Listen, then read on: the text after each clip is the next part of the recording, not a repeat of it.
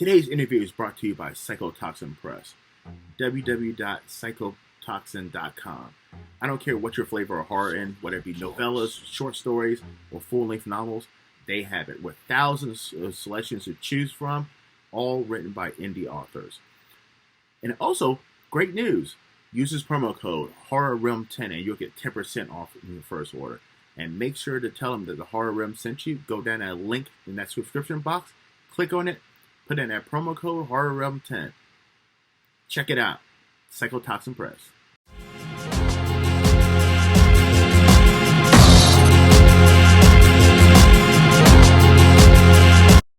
Hello, everyone. Welcome to the Horror Room. I'm Travis Bruce, and today we're doing a author spotlight. Today I have with us a horror author. His name is Stephen Farkas, and he has a Christmas-themed horror novel. It's coming out. It's actually up on pre-order right now, but it's going to be released December 5th, and it's called We Wish You a Scary Christmas and a Bloody New Year. Stephen, welcome to the Horror Room, my friend. Hi, thank you. Thank you for doing this. So tell us a little bit about We Wish You a Scary Christmas and a Bloody New Year. Well, it's set in a town that is sort of on the Canadian-U.S. border, and it's a town that nobody wants to talk about existing except the people that are there. And it's called Harker's Mill is the name of the town. And every holiday season, something goes awry in this town. And it has a long history of, people dying around Christmas. So, and this is sort of 1 year caught sort of the biggest year when everything just starts to go wrong at once. So now, production-wise, how long did it take you from beginning and from creating the idea, coming up with the idea, to actually getting on paper and getting out? Well, about 3 years ago, I thought, hey, it would be a great idea to do a holiday-based horror book. But I did 3, 4, 5 other books first before I ever really sat down and tried to write, a holiday set horror book. So finally, I did it and handed it off to Psychotoxin Press, and they liked it. So it's coming out December 5th. But yes, it's a pre-order right now. And if you go on to their website and get the pre-order, you also get an ornament for your tree. So sweet. And what kind of ornament is it? It's an ornament that says Harker's Mill in the front. It has blood on it, a knife on one end. On the other side, it has a snowflake, and then the title of the book around the outside of the ornament. So Awesome. Now, I mean, looking from the shirt, you're a huge horror fan. Now, who are some horror authors that you've gotten inspiration from over the years? Well, to be honest, the thing that got me wanting to write, I think, was reading Edgar Allan Poe when I was young. Wow, okay. And that just got me interested in horror. Then, H.P. Lovecraft. And I started writing horror stories when I was probably in high school, really, seriously. And thank God to having some good teachers, English teachers. They really pushed me to do more and to try and make it an actual career. It's amazing. I live in Baltimore, so this is Edgar Allan Poe's stomping ground. So everything here is Edgar Allan Poe related. Now, when it comes to creating ideas, do they randomly pop in your head, or do you have to sit down and go to a quiet place and brainstorm your draft? A lot of times the kernel of an idea will pop into my head, and then over the next couple weeks, I literally will just start to as I'm wandering around doing things around the house, uh, building it in my head. And then after maybe a month or so of sort of putting the whole thing together in my head, I sit down and I start typing it up. So Now, do you already have an ending in mind before you start? not usually. Usually, well, sometimes I do, and then I change the ending anyway. And sometimes I go into it with just um, no idea how I actually want to end it till I get there, and I go, all right, that would be the perfect way to end it, and then I just finish it that way. So Now, how many times have you gotten to the end and you're like, boy, I had this ending, and then you start editing or go proofreading, and you're like, oh shit, this doesn't make sense. I want to switch it up to something else. it's happened a couple of times. I've gotten to the end of the book and I go, oh, wait a minute. I didn't do this part back here, so I can't have an ending like this. So I either have to change the other part to get the ending that I was looking to do, or I have to change the idea of the ending. So it's happened a few times. You know? Now, So do you have any projects that are sitting on your shelf right now that like are one of your babies, but for some reason you haven't put it out yet? no, I pretty much once I get the idea, once I put it together, once I write it, I put it out. There were a few early books that I put out that I pulled back and changed a little bit and then republished. But for the most part, I once I have the idea, once I've built, the story, I go ahead and I publish it either by me or by a publisher, depending on you know which way it goes. Most of the time, it's been me just publishing it myself until recently, really. So I had a I had a publisher way back in 2002, but they were god awful. And Oh, so what what they were doing, I was like, well, hell, I could do that myself. mhm. So just started doing it myself. And it was only this year that I connected with Chris and decided, all right, let's see if it goes better this time. And so far it has. So And Chris and the guys over Psychotoxin are amazing. Like if you're a author and you want to get your stuff out there, I mean, they will definitely work with you, help you tweak it. Even if it's something that you're like, it's not ready yet, they'll help you tweak it. I mean, they're amazing group yeah, of guys over there. yeah, they are. Yeah, I actually met him by accident.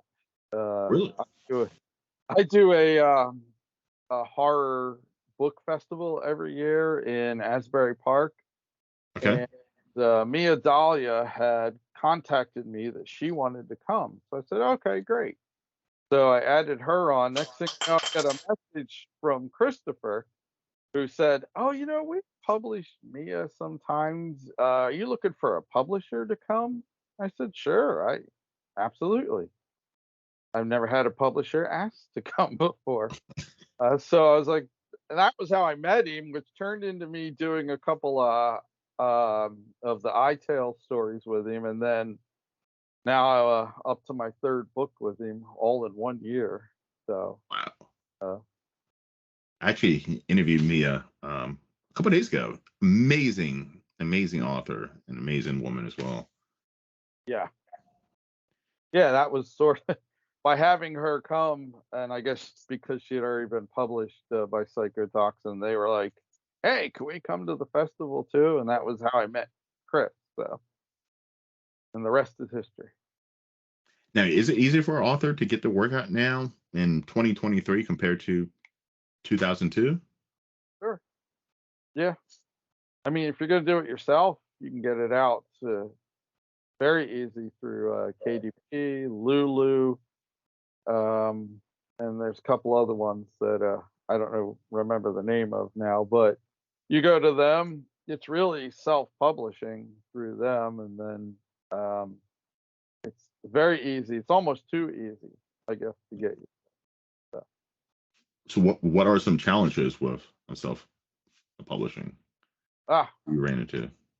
you don't have a whole lot of money to promote your book a lot of times. So, in other words, you don't have a whole department that a publishing house would have to promote your work. It's you doing it yourself, and sometimes that can be difficult, you know. Imagine. But I'm in some ways lucky because I'm able to get to independent bookstores, especially in New Jersey. There are so many of them, and be able to do an event. And half the time, if I do an event at the bookstore, they'll take a run of my books and they'll put them on the shelf, Oh, um, wow. and sell them that way right after the event. So at least in the sort of New Jersey, Eastern Pennsylvania, New York City area, it's not that hard even to find an independent bookstore that's willing to do an event. So, and And if the event goes well, half the time they'll take some of the books and they'll put them on the shelf. and also too in that area, 'cause I'm up in that area a lot.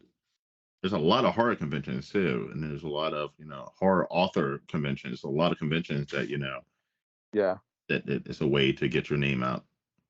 Oh, absolutely. That's for me. It's just getting as many book signings as I can get in any one year, and if I sell 2 or 3 books to somebody at a book signing and they like it, odds are they're going to either come to the next signing when the next book comes out, or they'll go online and buy something. So Now, you actually are doing back-to-back projects. Now, how hard is it to how do you prioritize? I know you're writing multiple things at one time. How do you prioritize what you put your attention to first? the first book that comes out. So in other words, in August, I put out House of the Spectre. So I did a release party for that one actually, and then I had the next few signings. I had that book with me because I usually bring not just the newest book I have, but every book that I have copies of to bring with me. So a lot of times I'll have my my whole library there of the horror books, maybe a couple of sci-fi books I wrote too. Um, and I'll really, focus on that. And then when the next book comes out and I have this next slew of book signings, then that's the one like I sort of push when I'm talking to people and so on down the line. So like now I'm pushing the Christmas book, but I'm going to a Krampus festival, which is perfect for trying to sell our Perfect. Yeah. holiday books. So because there's even Krampus in one of the chapters, so it's perfect. Nice. Nice. I mean, that's where I've said in many of my interviews, that's where I buy a lot of my horror novels are at conventions and book festivals because it's a great opportunity for readers and fans to get introduced to indie authors that you normally wouldn't. So I mean, it's an amazing and interact as well. Yeah, I mean, most of those festivals have a lot of indie authors there, and it is the probably the best way to do it. Or go to an independent bookstore. A lot of times, an independent bookstore will have like a local author who's Hmm. an independent author, and just go check it out. If that's what you're interested in. Oh, You're good. all right, let's fix that. There we go. That's happened to me many a times. So okay, I have a so tripod here. Tripod. Nope. yeah, so big into horror, Edgar Allan Poe at a young age. Now, were you into horror movies as well? Yeah. Probably the first horror movie I ever saw was Friday the 13th, and I was at my grandmother's house. Oh wow. They had HBO at the time, and they're watching this horror movie. So I sat down and watched it. I was about, I guess, 9 because it was 1980, and watched it, and that got me hooked on horror movies. And I've I love the Friday 13th series because that's just where I started, you know. So So, what was the first movie that really scared the crap out of you or disturbed you?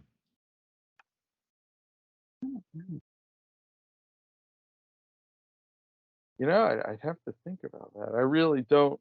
I don't. I guess I don't get that scared with horror movies. It's. Really?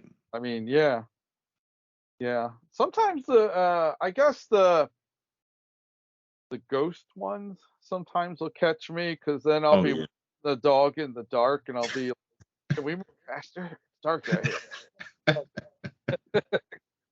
The paranormal. So the Candyman was a kid was the first one that really scared the crap out of me. I was watching horror movies ever since I was like 5, but Candyman was the first one that really Right. had me up all night.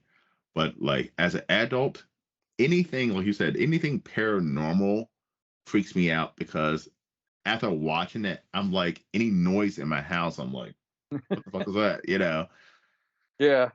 And I have a really old house, so my house is like 250 years old. So Lord Wow. knows what's crawling around here. Bumping around there. Well, think about it, it was before the day of hospitals, so people died in this house. Some, Yeah.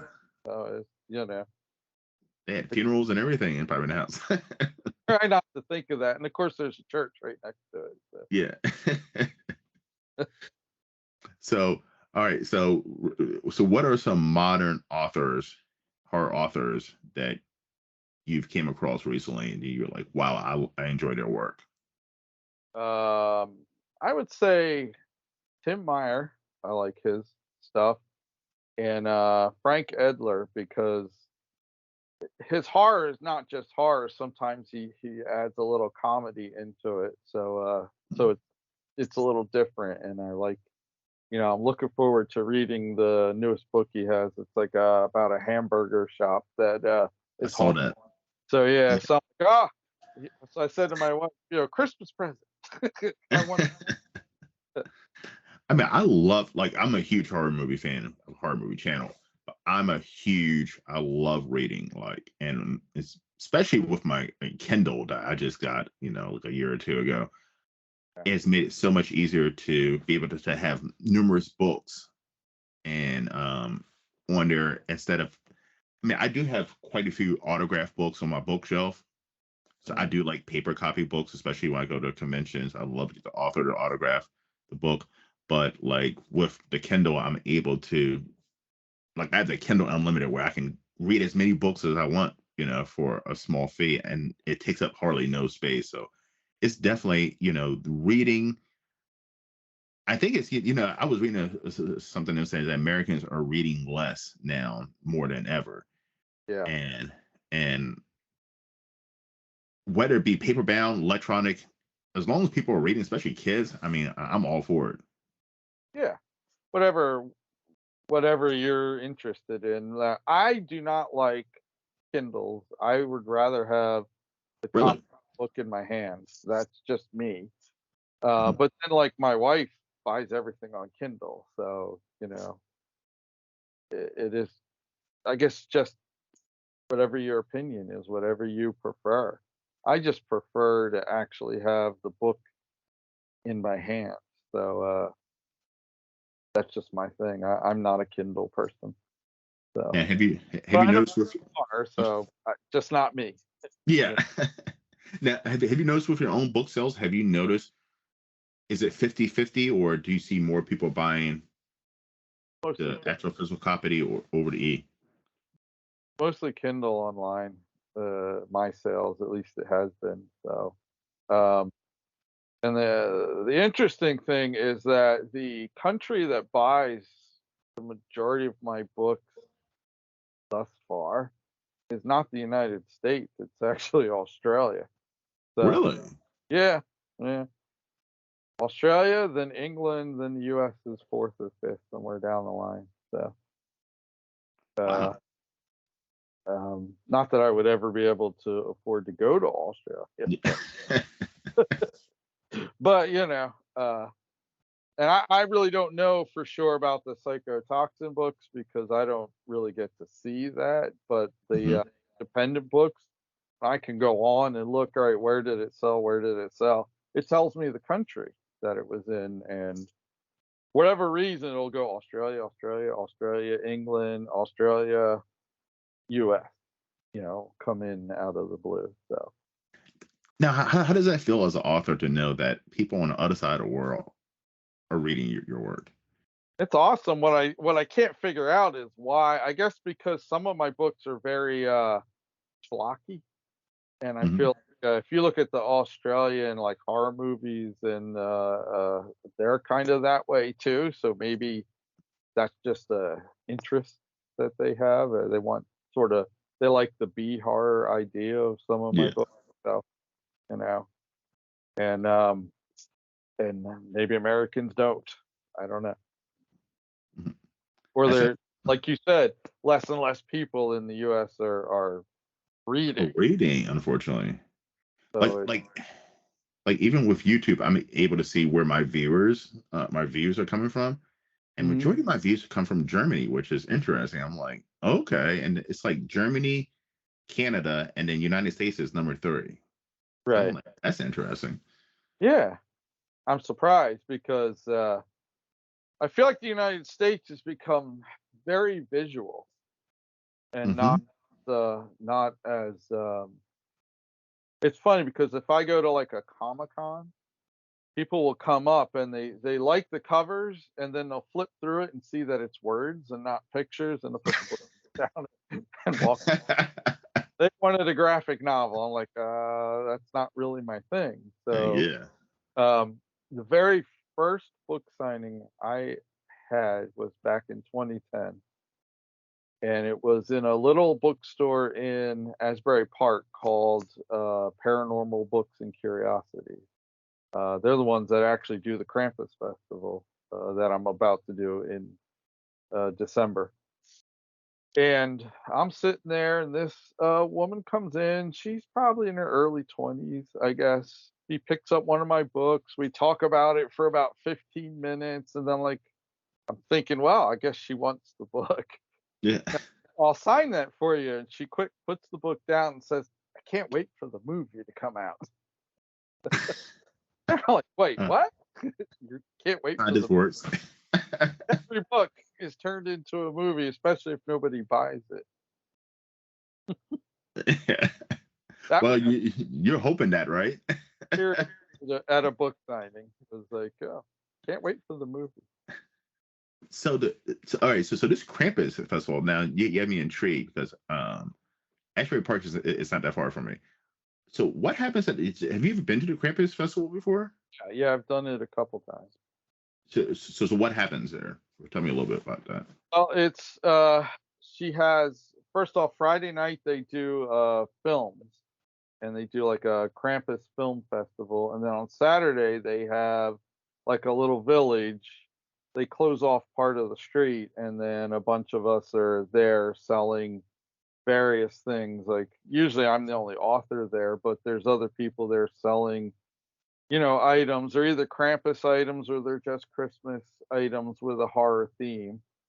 Nice. Uh, then upstairs in the store, she has a museum.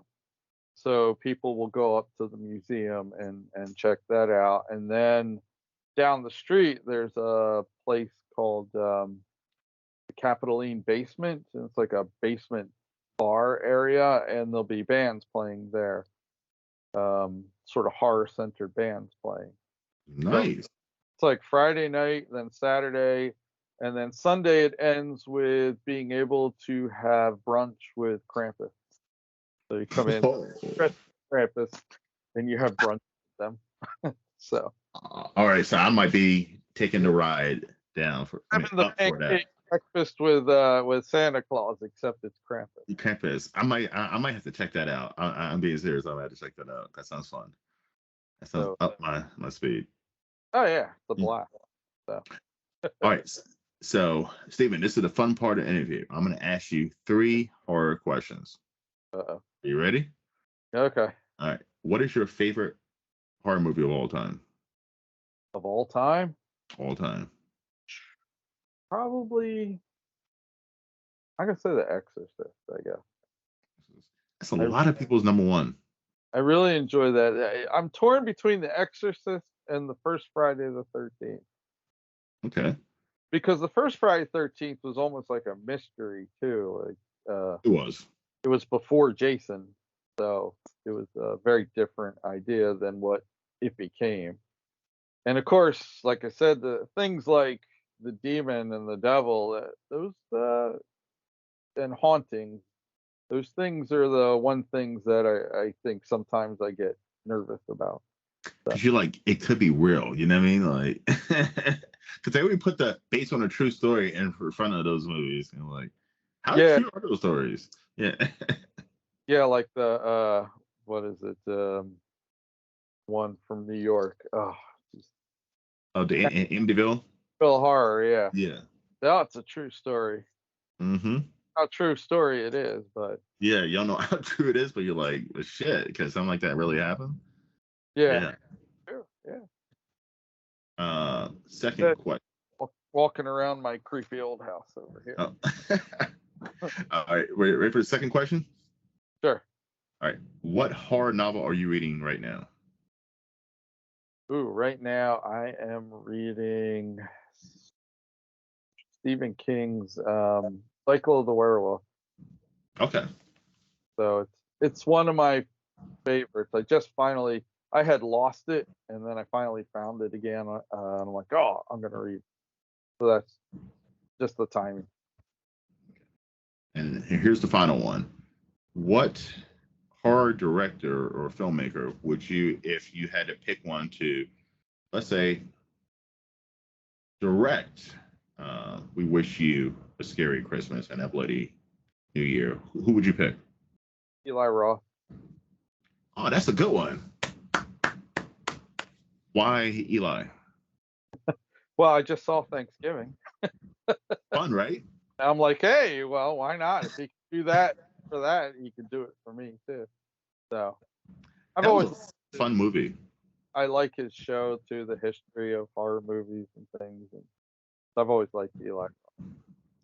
Eli Roth, if you watch my channel, he's one of my favorite directors, and he's so underrated. Like, Yeah, when they talk about the big name horror directors, like he's left out. Like, I feel like they even put Jordan Peele above him, and he has a bigger library than Jordan Peele does. yeah, yeah. Well, I guess Jordan Peele, he's like the new thing going Yeah. on, really. So so yeah, but you're right. Eli Roth gets very sort of forgotten, and Hmm. uh, I've always liked what he's done. And like I said, I just literally last night saw Thanksgiving. So Yeah, it was a fun movie. It was a oh, fun movie. great. Yeah, and I'm gonna be doing my top five Eli Roth movies soon on my channel because I'm a huge. I mean, Hostel. Hostel was like one of those movies that like disturbed me, but it disturbed me in like a good way. I was like, whoa, what am I watching?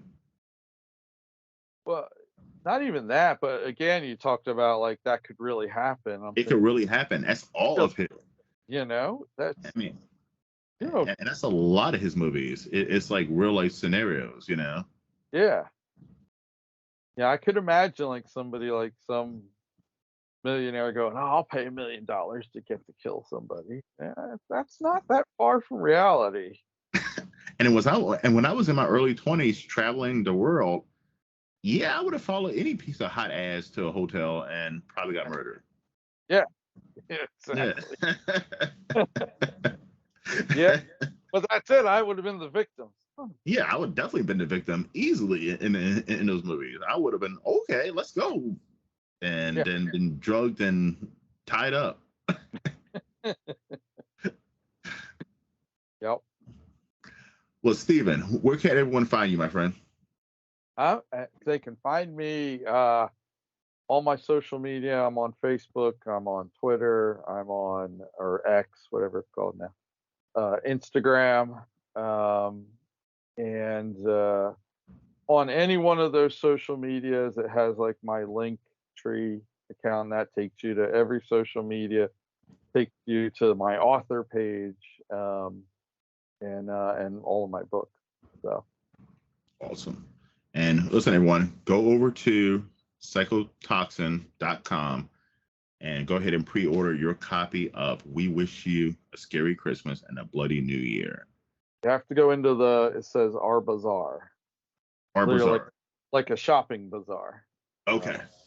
Page. And, and by the way, everyone who's watching the video, use the promo code HorrorRealm10. You get 10% off of that purchase too. So that's great.